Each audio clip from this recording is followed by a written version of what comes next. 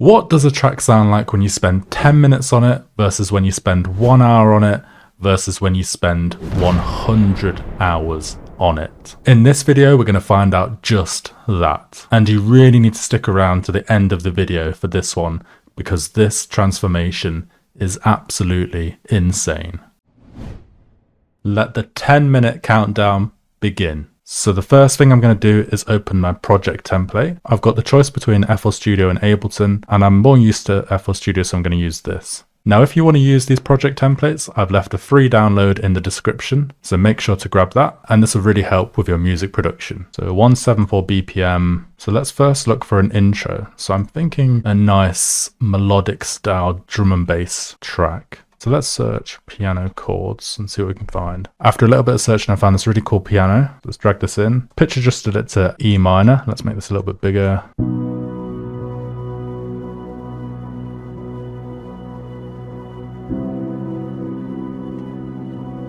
Brilliant. Okay, rename the track. 174 BPM E minor. Right, now we need some vocals to go over the top of this. So let's go back into Splice and search. Female vocals. Go, move. Okay, I like this one. Let's go, move.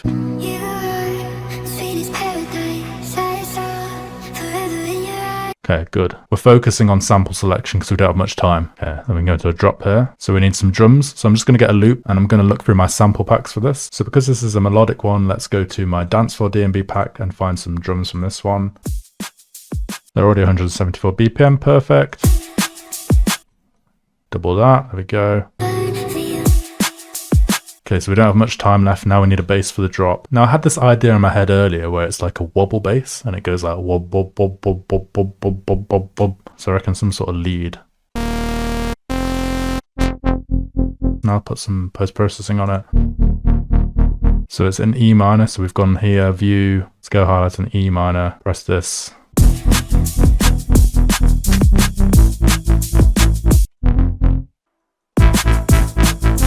Tiny bit of post-processing on it. The Saturn on it. And a bit of kickstart. And then I think we're out of time. So I only managed to get 4 different elements down, but I think they're sounding pretty good and it's a brilliant foundation. So let's listen.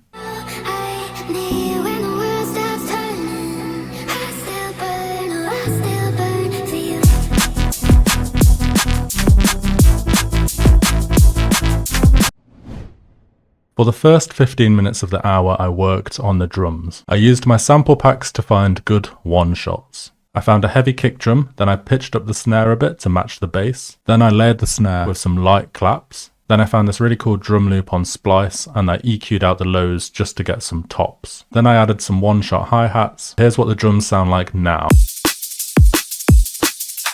I then spent the next 20 minutes refining the bass on Serum. I layered it with a high-end bass, so all the low end and the mid-range cut out, just to give it more oomph. Then on both the basses, I EQ'd out below 200 Hz, and then I put a fat sub-bass underneath that. I then applied some post-processing to the main bass. I added an OTT, and then I added a Saturn 2. And then I found this really cool lead bass loop on Splice. I chopped out the bits I liked, and then I applied loads of reverb, and then this gave a really cool effect on the drop. I then sidechained all my basses to the kick. Here's what the basses sound like now.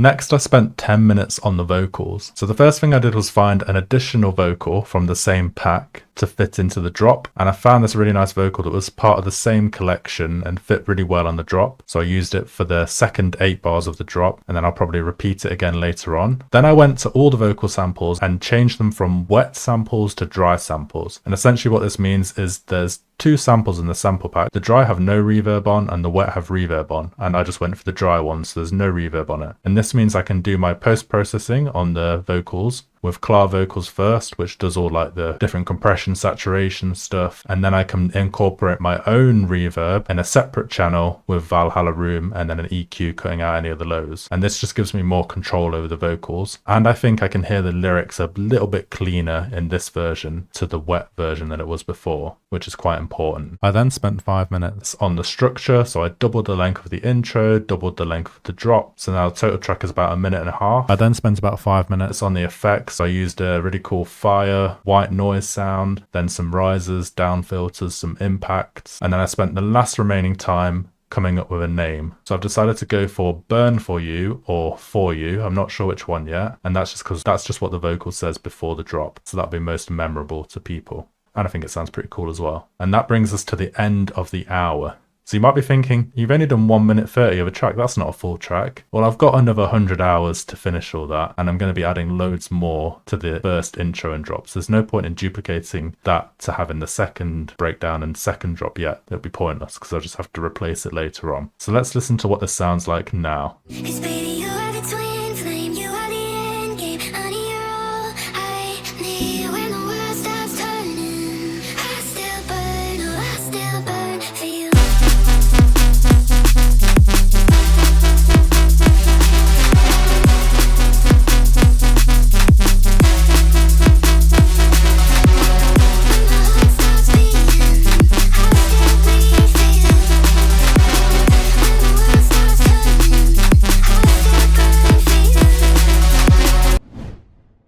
A 100 hours is a long time, way longer than it should take to finish a track. I'm joking about some of this you're about to see, but stick around and I'll tell you exactly how much time I spent producing at the end. Okay, so it's nearly 3 AM now and I just spent about 5 hours reworking the whole track.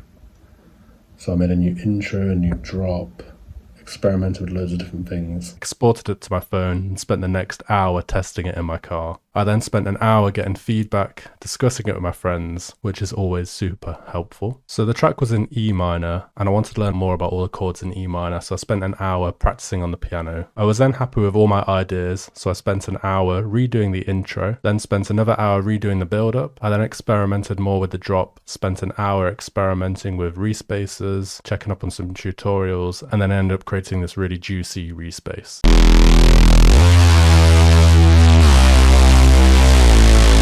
I then learnt about automating the respace with the macro on Serum, and then I worked on the drop for another hour. I then hit my head against a tree because I was so fed up of producing this tune and listening to it on repeat. I then did the breakdown and second phase of the track for an hour. Then I did the second drop and tidied up the mix down. I then spent 5 hours editing all the footage down into a full guide, which is going to be released next week. So stay tuned for that. I'll leave a link in the description. And then as you can see here, I'm sleeping for the remainder of the 100 hours because it really doesn't take 100 hours to make a tune. I'd much rather spend that time making 10 or more tunes instead. If I've learned anything from making this tune, it's to never spend more than 10 hours making a track again. But now it's done. I've uploaded the track to Spotify. It's out now if you want to go and add it to your playlist, link in the description. But now let's listen to the final product.